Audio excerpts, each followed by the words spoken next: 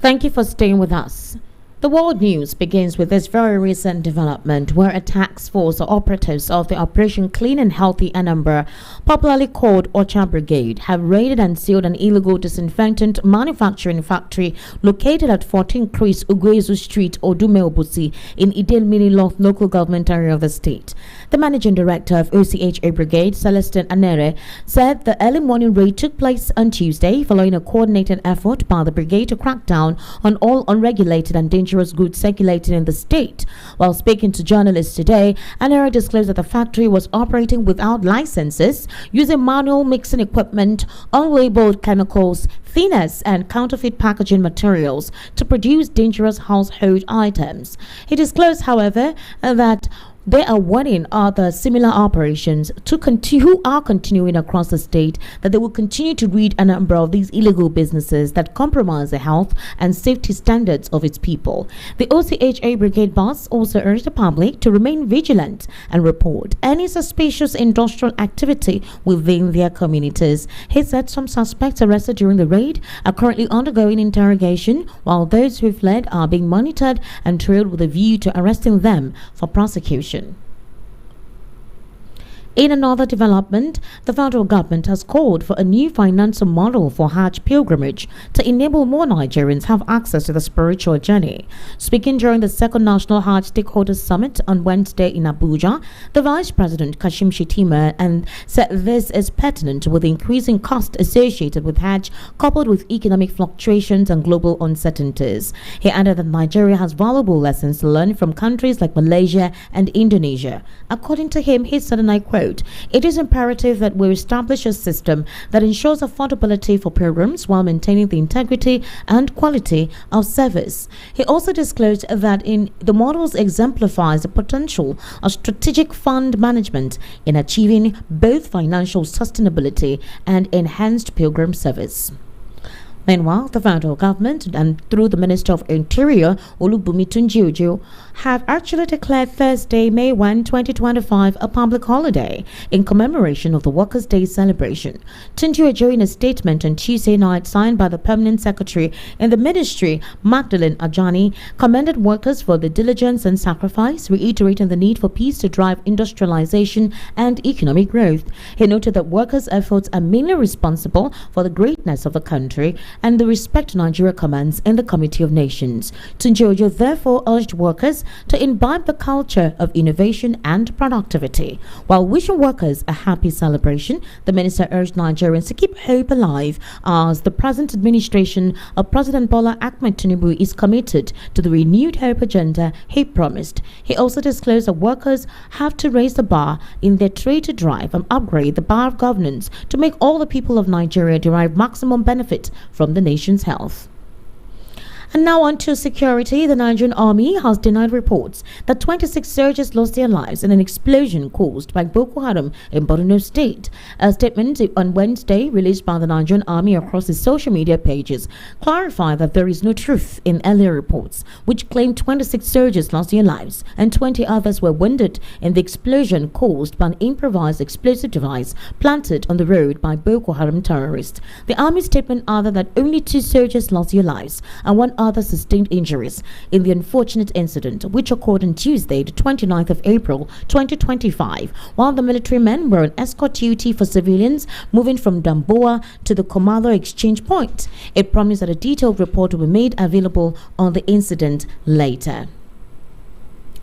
Meanwhile, the FBI, the DEA, and several United States government agencies are expected to release investigation reports related to an alleged drug-related case involving President Bola Ahmed Tinubu on Friday, May 2, in 2 days' time, 2025, in compliance with the U.S. District Court order. The agencies involved include the Federal Bureau of Investigation, the FBI, the Internal Revenue Service, IRS, the Drug Enforcement Administration, DEA, the Department of State Attorneys, and the Central Intelligence Agency, CIA. The directive stems from a ruling by Judge Barrow Howell of the United States District Court for the District of Columbia following a Freedom of Information Act lawsuit filed by American citizen Aaron Greenspan in June 2023. The judge ordered all agencies involved except the CIA to jointly submit a status report and release relevant documents by May 2. In his April ruling, Judge Howell dismissed the agency's arguments for withholding the information, stating that doing so was neither logical nor plausible. While the lawsuit seeks the release of documents relating to purported federal investigations into President Tinubu and others allegedly linked to a drug trafficking network during the 1990s, Greenspan filed 12 Freedom of Information Act requests between 2022 and 2023 with 6 different U.S. agencies demanding records concerning Bola Ahmed Tinubu, Lee Andrew Edwards, Muiz Adegboyega Akonde, and Abiodun Agbele. The agencies named in the suit include the FBI, DEA, IRS, and U.S. Attorney's offices for the Northern District of Illinois and Indiana. Responding to the court proceedings, the Nigerian presidency insisted that the documents sought contain nothing new and do not implicate President Tinubu in any wrongdoing, although legal analysts have disclosed that the court order remains subject to possible appeal by the agencies involved. In a very recent unfortunate development, a fire outbreak earlier on today gutted sections of the popular terminus market in Plateau State, destroying goods and properties worth millions of naira.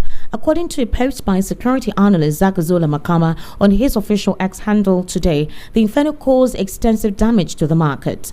The exact cause of the fire is yet to be ascertained. However, goods and properties worth millions of naira were burnt in the fire, which has since been brought under control as of the time of filing this report.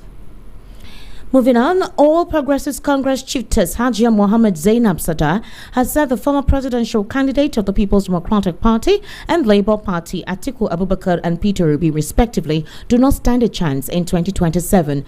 Hajj Sadar said Nigerians are satisfied with the performance of President Bola Ahmed Tinubu. In a very recent interview with The Nation, the Katsina-based activist endorsed the re-election of President Tinubu and Governor Diko Rada.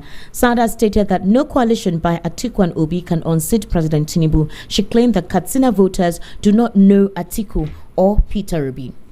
Meanwhile, a member of the House of Representatives, Honorable Amobi Godwin Oga, has petitioned the Independent National Electoral Commission, INEC, accusing the Minister for Labour and Productivity, Nkiruka Onyejocha, of presenting forged election results during the 2023 Election Petition Tribunal. Now, VOP News understands that Oga, who represents the Isukwato Federal Constituency of Abia State, alleged that the Minister submitted 63 polling unit results that were neither issued nor certified by INEC in an attempt to overturn his victory at the polls. The petition, dated April 14, 2024, was officially acknowledged by INEC headquarters in Abuja on April 29, 2025. In it, Oga alleged that the result presented by Onyejocha bore INEC stamps but were unknown to both the state and national offices of the commission. Oga is the chairman of the House Committee on AIDS, Tuberculosis and Malaria.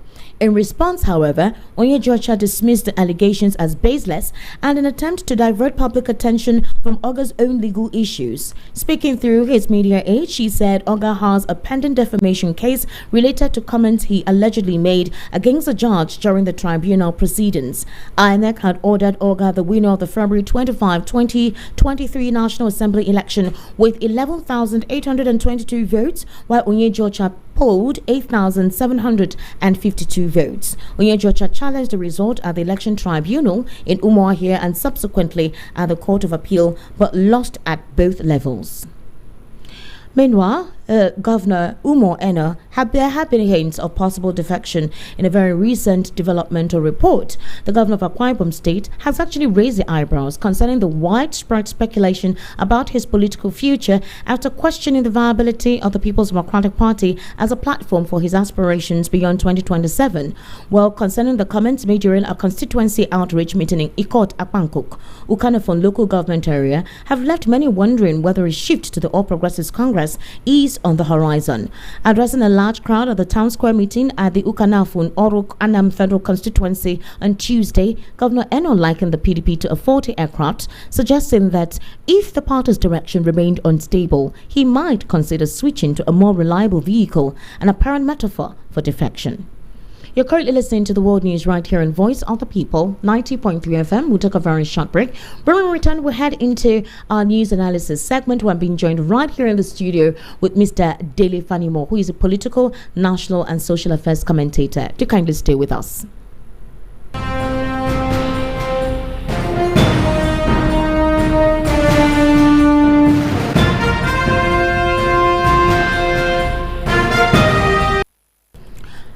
Mr. Dele Fanimo, good evening and thank you for joining us today.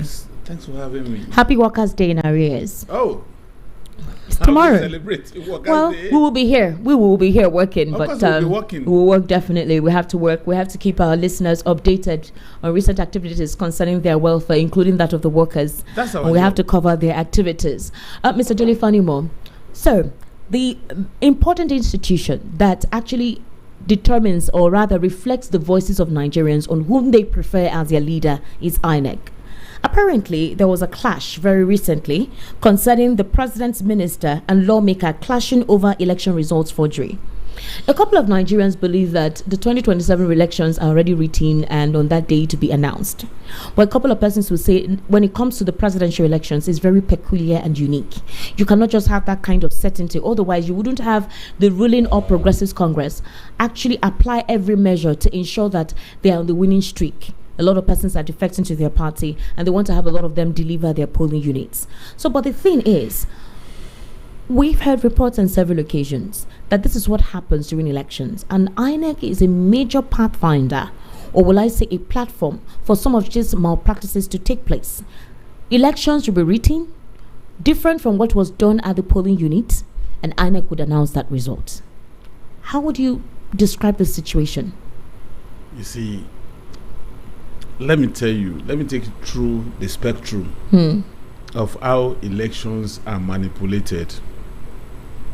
It starts with voters' registration. Oh, really? Yes. A lot of people, particularly the southern part of the country, they show apathy to voters' registration. Now, you imagine a state like Lagos State that is touted to have about 20 million Nigerians.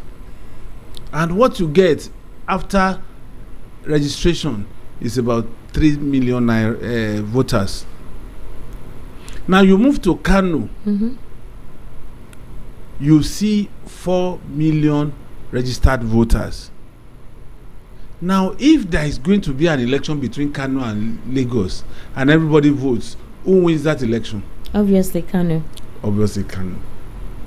So, election manipulation starts from registration.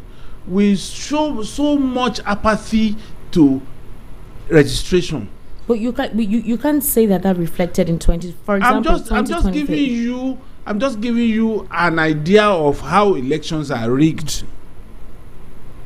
Now, either underaged, either fictitious, or whatever. A state like Kano, a state like Katsina, a state like Borno would have more voters than a state like Abia, Oyo, or Ogun. Technically, those states are secured for whoever wants to do off-take. Is that not right? Off-take. Now, you move from there. You go into electioneering proper. Factors that determine candidacy of an election is not within the masses' purview. It is determined by those bourgeoisie that says, for me to be able to succeed in the new administration that is coming, I need to invest so and so, because policies determines investment and profit. True. These are some of the things that the ordinary man on the street don't see. So when you hear somebody who is a billionaire investing in two political gladiators, It's not that he loves any of those gladiators, but he knows that it's a win-win situation. If party A wins, he's already there. If party B wins, he's already there. Then the last layer is the West. They determine who wins election in Africa. Forget about anybody that wants to look at the ideal, but this is the reality. Why would our presidential candidates go to Chatham to go and campaign? Are the Britons going to vote in Nigeria election? That I up to today, I don't understand what the reference to that was, or who gave that concept or idea. Now, the IOCs, they represent their government, and they also partake covertly in who becomes president of Nigeria. Shell represents America. Mobil represents America. ELF represents France. Now they jostle for our oil wells, and because they know that if they don't show interest in who becomes president, that person may bring out policies that will undermine their interests. So they are in the loop. And finally, there are some people, there are no more than 8 in this country. I am telling you the gospel truth this night. There are no more than 8 in this country. They determine the barometer of electoral process in this country. This is something else, Mr. Daily Fanimo, because the reason why I asked this is these are one of the reasons that makes a lot of Nigerians have this apathy to go out on that day to vote, because they feel that those who supposedly have put together numbers and statistics, they've done their job. They just want to be able to defend that the reason why the federal government gave them 320 billion naira to conduct election, these are the pictorial evidence, but they already have whatever result they have on ground. If that is the case, what is now going to be the difference in 2027? 2027 is already determined. Is that it anymore? Well, I will tell you the truth. I'm not somebody that would paper over the truth. So we say these distractions we're getting, these notifications that the North are not happy, the North are re-strategizing, the North are doing this, political parties are realigning, we're going to, the defections taking place don't mean anything, there's going to be a coalition, all of that are just... See, I've been in this trade of reporting for 37 years. And I'm not going to be a rookie in what goes on in this country. Let me tell you, the way election is run in this country is not what you see in the media. That's the truth. There's an underlaying of how it's done. It's a different ball game compared to what is being talked about. Altogether. Positions are not allotted for allocation's sake. Ministerial slots are not given for just ministerial appointment's sake. There's a reason behind all of this. There's a reason behind every step a politician makes. And don't forget, there is a case of Jacob and Esau in all these political parties. All right, Mr. Dili, I'm so sorry. I need to cut you there because we have a program coming up very soon. For example, the FBI, CIA, DA, they've released a date that on May 2nd they will release records on the president's drug trafficking from 1990. The question now is, for example, the president responding to this said that the documents sought contain nothing new and will not implicate President Tinubu in any wrongdoing. They're very certain, so they don't mind. Meanwhile, I recall when this permutation was on, along with the Chicago certificate, whatever, when he said irreparable harm will come to him. At that point in time, in 2023, he was a little bit, shaken with it. So if the presidency is telling us that there's nothing that implicates the president, why then is this document document going to be released? Of what imports is the FBI, CIA, DEA releasing these documents? When it was needed, they did not release it. You see, sometimes when people bandy all these things, I just laugh. You know why I'm laughing? Why? It is because we have this neo-colonial mentality, and we assume that anything that comes out of this country from the West is super or set in stone. You understand? Is it not the same people, the FBI, that came to say that this current president is our critical asset? It was CIA. You don't know what that means? So you say asset, yeah. You see, it's all about political, would I say hooliganism or brigandage. They know where they are headed, but sometimes because 2027 is still far from here, they want to play the ostrich. But when push gets to shove, they know where they belong. So all these things, it is when you see a wife and the husband pretending to be fighting, what they want is they want an outsider to come and be sucked into that fight so that they can use that as a pawn in their chess game. All these things they are doing is just trying to play Nigerians as a pawn in their chess game. Mr. Delefanimo, I'm going to combine these two different information. 26 Nigerian soldiers were killed with an IED, although the Nigerian army has come out to debunk it that that's not true. 2 persons died and a few persons injured, but that they were going to release a report on that very soon.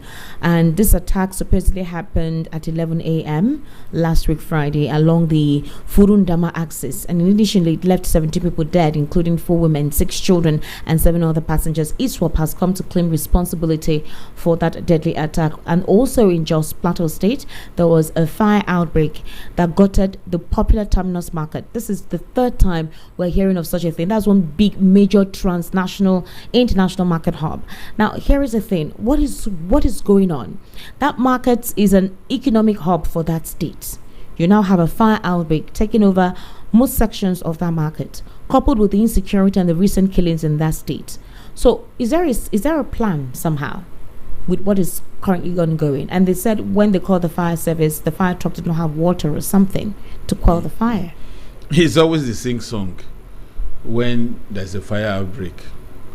But let me tell you, from the angle of those that were killed by ISWAP, you see, the military authorities will not come and tell you that a non-state actor decimated its rank.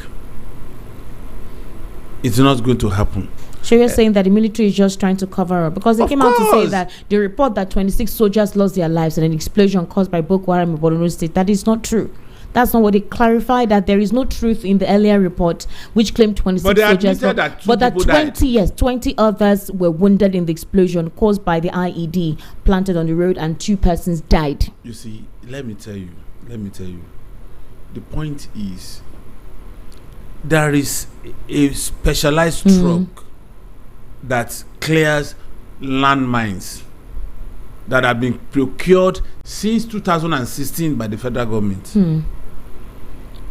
Why are they not deploying those trucks? Those trucks are there. They are in the theater of war. Why are they not deploying it? If you know that your soldiers will pass through this place, and you know that there is likelihood that this place had been laced with landmines, why don't you deploy that truck ahead of those soldiers before they pass through that route? You see, there is more to it than eat the eye about this banditry and terrorism. It's been the same thing for the past 13 years. And until the president give a proper, mark my word, in quotes now, proper, with the right body language to the service chiefs to deal with these miscreants. I call them miscreants because look at the photograph of Toji. But and his men. You know that look the at weapons, the photograph of those the weapons leaders. these men have, the weapons these terrorists have. It's no matter the level of deployment of ammunition and arms, I can tell you that if the military today, as it stands, is allowed to rout these people within 2 weeks, they will be out of extinction. So something or someone is prevailing on them. Something or someone is hindering or impeding them on having. The question you ask yourself is, why will Gumi go into Toje's den and have discussion with him, with Nigerian soldiers behind Gumi and his terrorist group behind Tolji, a Nigerian, not a Nigerian, and they will leave that place without making an arrest, without confrontation, and come back to Nigerian military to say these people, they want this, and until you do this, they are not going to leave. Whereas the same Tolji in his own country, Niger, was routed by the military there. Let's be sincere with ourselves. We are not serious about these things. Look, I can tell you, if government in Nigeria is serious about exterminating these people, it won't take more than 2 weeks, and you will never hear of all these bandits and all these terrorists in Nigeria's territory again. Mr. Dede Fanimo, thank you so much for coming on the program, or rather on the World News, to give us your insights on some of the issues discussed. I sincerely appreciate your input. It's my pleasure. Thank you very much. The head of the Pakistan-administered region of Kashmir called for international mediation and said on April 30 that his administration was preparing a humanitarian response in case of any further escalation between nuclear-armed India and Pakistan. Pakistan's government said it has credible intelligence that India intends to launch military action soon after days of escalating tensions following a deadly attack on tourists in Indian-administered Kashmir. India blamed Pakistan for the April 22 attack, which led 26 people dead, which Islamabad has eventually denied. And that's a wrap on the World News at 6. My name is Esther Wachuku. Good evening and thank you for listening. Up next is Bun to Leave, and obviously you have the evening rush at 7 o'clock. Do kindly stay with us.